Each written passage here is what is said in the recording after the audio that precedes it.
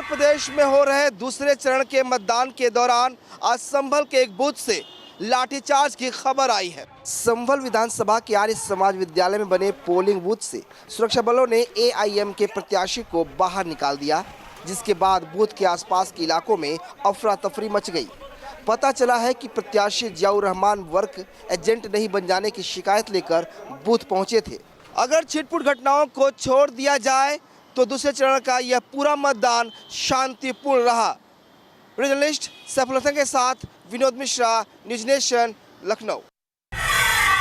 UP में आज दूसरे चरण के चुनावों में मुरादाबाद जिले के पोलिंग बूथ पर भारी संख्या में पहुंचे मतदाताओं ने किया अपने मत का प्रयोग। अगर मतदाताओं की माने तो इस बार विकास को ही नींव बनाकर की गई है वोटिंग।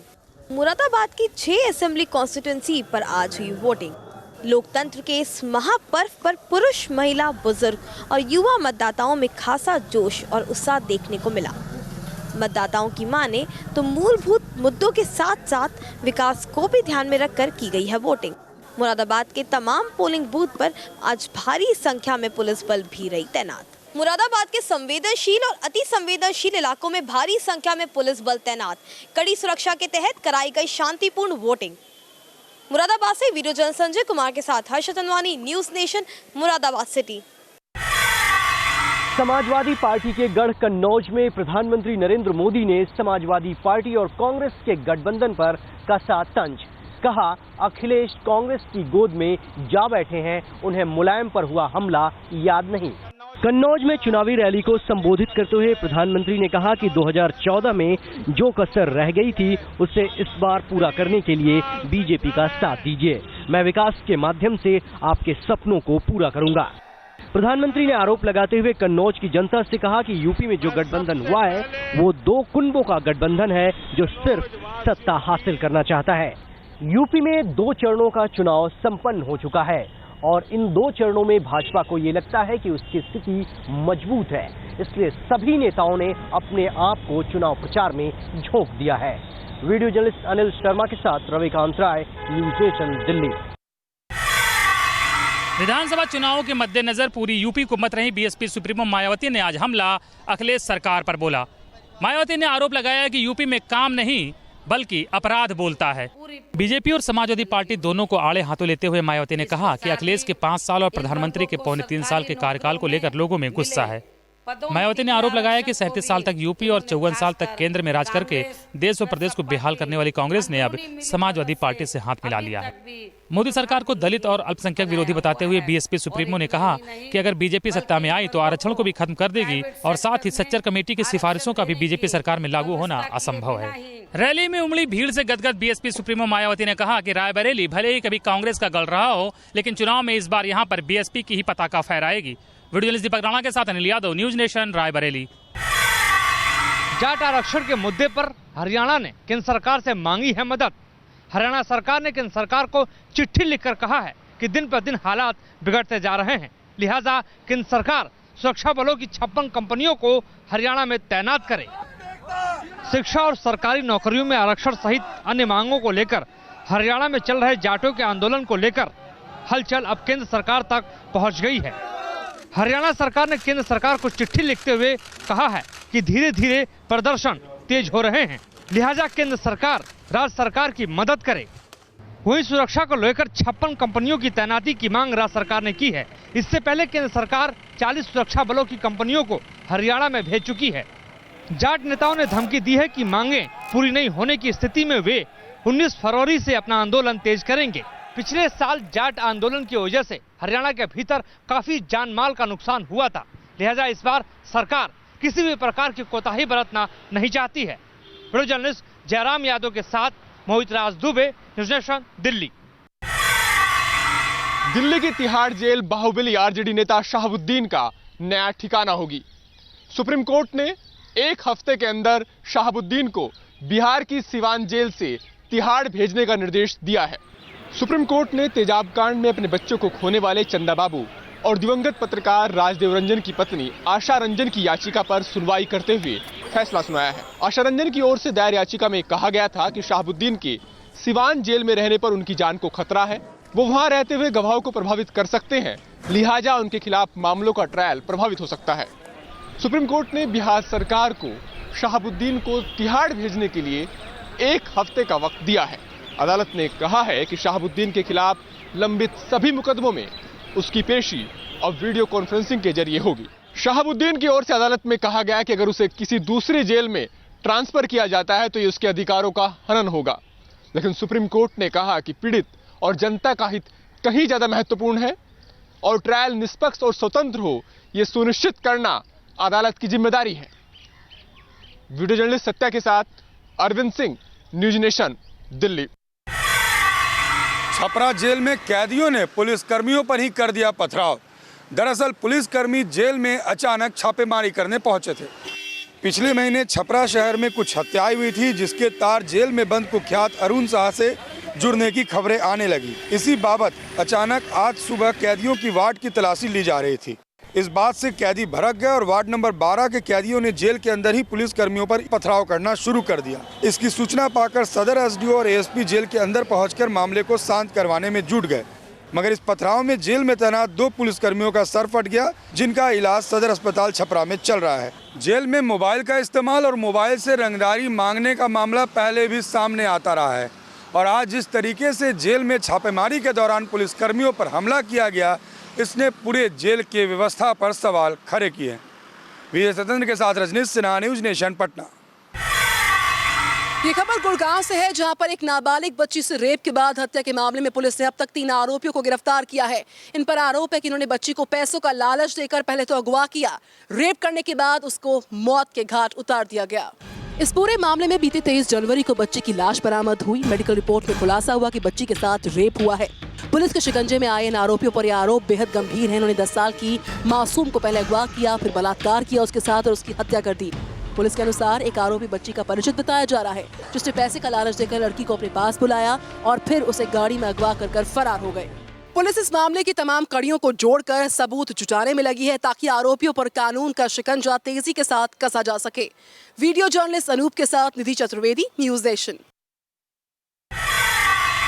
कश्मीर के हाजिन इलाके में कल हुए एनकाउंटर में शहीद हुए रवि कुमार का पार्थिव शरीर आज उनके घर जम्मू पहुंचा, जहां पूरे सैनिक सम्मान के साथ उनका अंतिम संस्कार किया गया। रवि सेना के उस दल में शामिल थे जिसका कल हाजिन इलाके में आतंकियों से सामना हुआ। रवि और उनके साथी काफी देर तक आतंकियों से लड़ते रहे, लेकिन उसी दौरान रवि को गोली लगी और वह देश के लिए शहीद हो गए। रवि की शहादत के बाद उनका पूरा परिवार गम में डूबा है। रवि अपने पीछे 3 साल की मासूम बेटी रूहानी को छोड़कर गए हैं, जिसकी वे छुट्टियों में आकर स्कूल में एडमिशन करवाने वाले थे। बहरहाल रवि की शहादत पर पूरे जम्मू कश्मीर के लोगों को उन पर गर्व है और सभी लोग उनकी शहादत को सलाम कर रहे हैं। वीडियो जर्नलिस्ट एजाज अहमद के साथ शाहनवाज खान, न्यूज नेशन, जम्मू।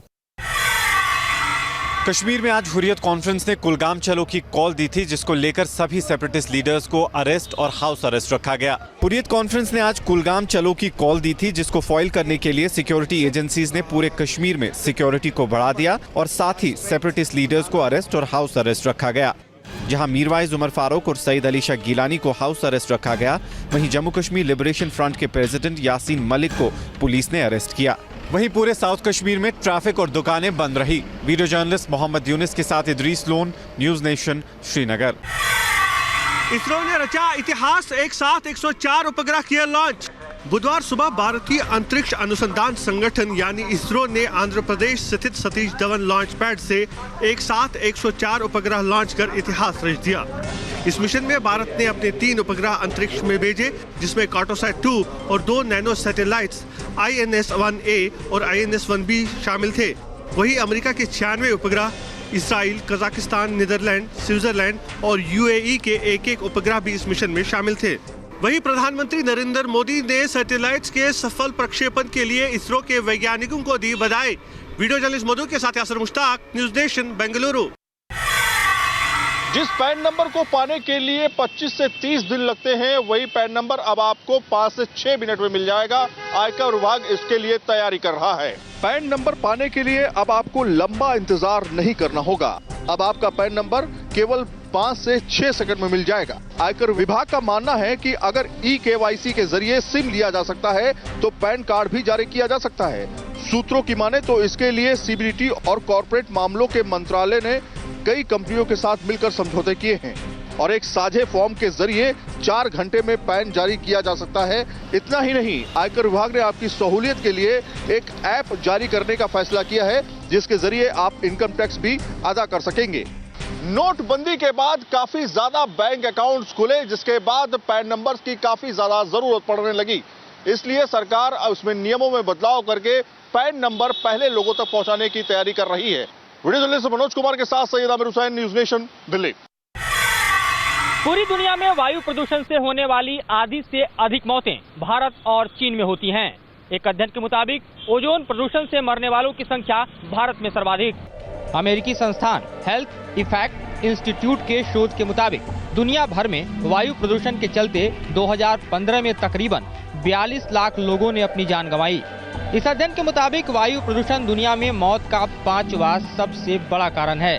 चीन और भारत में ही इस दौरान वायु प्रदूषण से करीब 22 लाख लोग मारे गए। इंस्टीट्यूट ने इस बाबत ऑनलाइन डाटाबेस भी लॉन्च किया है। इस डाटाबेस में वायु प्रदूषण के स्वास्थ्य पर पड़ने वाले प्रभाव पर चर्चा की गई है। संस्थान के मुताबिक दुनिया की करीब 92% आबादी प्रदूषित हवा में सांस ले रही है। चीन ने वायु प्रदूषण के खिलाफ व्यापक और कारगर कदम उठाया है, लेकिन भारत में अब भी योजनाएं फाइलों में ही सिमटी हुई है। जाहिर है भारत को वायु प्रदूषण की कीमत अभी आने वाले दिनों में और चुकानी होगी। वीडियो में साकेत सावत के साथ मधुरेंद्र कुमार, न्यूज नेशन, दिल्ली। शराब खाने की शिकायत को लेकर चर्चा में आए बीएसएफ के जवान तेज बहादुर यादव की पत्नी ने आज हाईकोर्ट से कहा कि वो अपने पति से मिलकर आई हैं और वो बिल्कुल सुरक्षित हैं। पिछले दिनों कोर्ट के आदेश के बाद अपने पति से मिलकर लौटी बीएसएफ जवान तेज बहादुर यादव की पत्नी ने आज कोर्ट से कहा कि उनके पति बिल्कुल ठीक हैं। उनके इस बयान पर जस्टिस जीएस सिस्तानी और विनोद गोयल की डिवीजन बेंच ने उस याचिका का निपटारा कर दिया, जिसमें उन्होंने आरोप लगाया था कि उन्हें उनके पति की कोई खबर नहीं दी जा रही है। दरअसल 10 फरवरी को हाईकोर्ट ने आदेश दिया था कि शर्मिला को उसके पति से मिलने दिया जाए और उसके साथ 2 दिन रहने का मौका भी दे, जिसके बाद कोर्ट के आदेश पर तेज बहादुर यादव को उसकी पत्नी से मिलने दिया गया। तेज बहादुर यादव बीएसएफ के जवान हैं और पिछले दिनों उन्होंने सोशल मीडिया पर एक वीडियो जारी किया था, जिसमें उन्होंने बताने की कोशिश की कि जवानों को खराब क्वालिटी का खाना दिया जा रहा है। हालांकि तेज बहादुर यादव की पत्नी की शिकायत पर सरकार ये पहले ही साफ कर चुकी थी कि तेज बहादुर सुरक्षित हैं और उनके खिलाफ इस मामले में कोई भी कार्यवाही नहीं की गई है। वीडियो जर्नलिस्ट जगदीश चंद के साथ दीपक सिंह रावत, न्यूज नेशन, दिल्ली।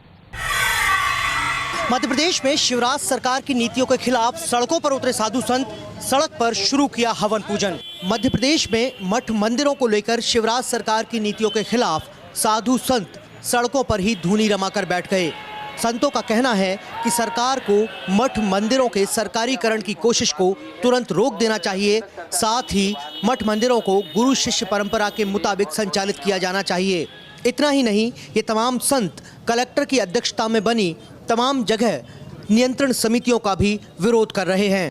इस बीच सरकार की तरफ से संतों को मनाने की कोशिश भी शुरू हो गई है, लेकिन संतों ने साफ किया है कि जब तक मठ मंदिरों से सरकारी हस्तक्षेप होना बंद नहीं होता, तब तक वो रूठे रहेंगे और अपनी किसी भी तरह की मांग से पीछे नहीं हटेंगे। वीडियो जर्नलिस्ट अभय के साथ नीरज श्रीवास्तव, न्यूज नेशन, भोपाल। और बढ़ेगा ब्रह्मोस मिसाइल का दम, 450 किलोमीटर तक होगी मारक क्षमता और 2.5 साल में 800 किलोमीटर तक होगी ब्रह्मोस मिसाइल की range. Defence research and development organisation यानी DRDO ने ये ऐलान किया है कि ब्रह्मोस मिसाइल की रेंज बढ़ाकर 450 किलोमीटर कर दी जाएगी। इसका पहला परीक्षण 10 मार्च को किया जाएगा। अगले 2.5 साल में 800 किलोमीटर की रेंज वाली ब्रह्मोस मिसाइल भी तैयार कर ली जाएगी। पिछले साल अक्टूबर में ब्रिक्स सम्मेलन के दौरान भारत और रूस में ब्रह्मोस का उन्नत संस्करण बनाने को लेकर करार हुआ था। वर्तमान में 290 किलोमीटर की मारक क्षमता वाली ब्रह्मोस मिसाइल की रेंज बढ़ने से भारत की ताकत कई गुना और ज्यादा बढ़ जाएगी। वीडियो जर्नलिस्ट अजीत यादव के साथ सूरज अरोड़ा, न्यूज नेशन, दिल्ली।